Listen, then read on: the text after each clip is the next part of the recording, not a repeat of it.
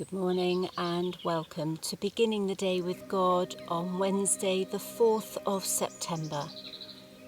Today we are high on the hills in Stone-on-Oxney as the sun struggles to come through in the distance on this cloudy autumnal morning. We continue with our worship for the season of creation. We awaken to the ripening of the grain. We awaken to the rising of the bread. We awaken to the abundance of the earth. For your name, O God, is fullness of life, without measure, flowing over, more than enough for all. As your spirit pulses through creation, we celebrate our dependence on the earth and the generosity of your being. Let this day be one of gathering and giving. Amen. This is the time of the promised gifts, of seeds grown, of crops cut, of sunflowers turning to the light. In your grace, let us know what love is coming to birth, within us and within our world, and help us to welcome it. We continue our readings and reflections on a theme of creation. Today, words from Paul's letter to the Colossians. In him all things in heaven and on earth were created, things visible and invisible. All things have been created through him and for him. Thanks be to God.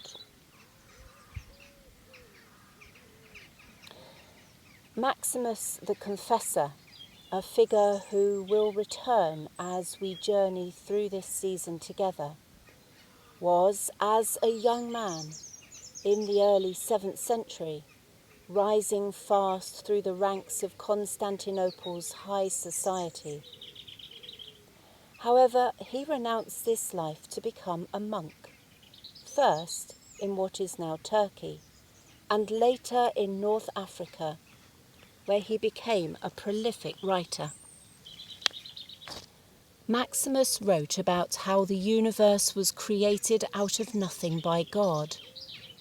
And if the universe was created out of nothing by God, he said, then everything that exists somehow comes from God.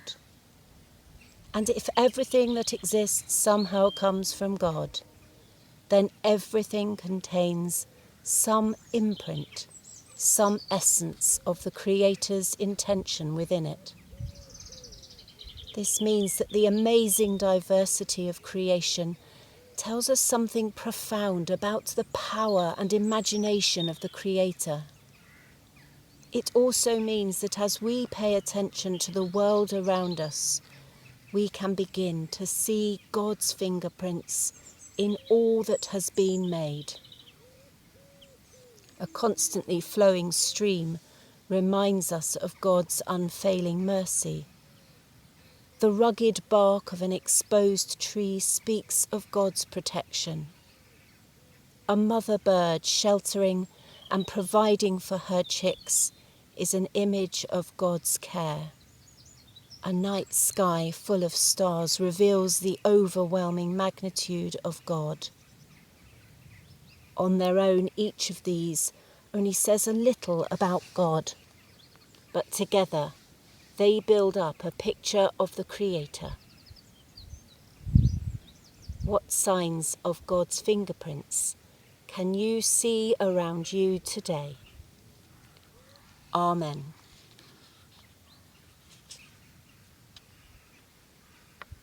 A Song of the Dawn. Our steps have crossed the darkness, and now we see your light on the quiet earth. Under the leafless trees we glimpse the coming growth. You take our small faith, our human weakness, and multiply our joy and confidence, for the word of life is born in our world, a word to break the power of oppression, a word that stops the march of war, a word that speaks from the child's heart. It is a word that will never be silenced, a joy that will be made complete. For we are your children, and the word is born within us. We now join together in praying the Lord's Prayer. Our Father, who art in heaven, hallowed be thy name. Thy kingdom come, thy will be done on earth as it is in heaven. Give us this day our daily bread, and forgive us our trespasses, as we forgive those who trespass against us. And lead us not into temptation, but deliver us from evil. For thine is the kingdom, the power and the glory, forever and ever. Amen. A blessing on our gathering, the harvest of love's seeds.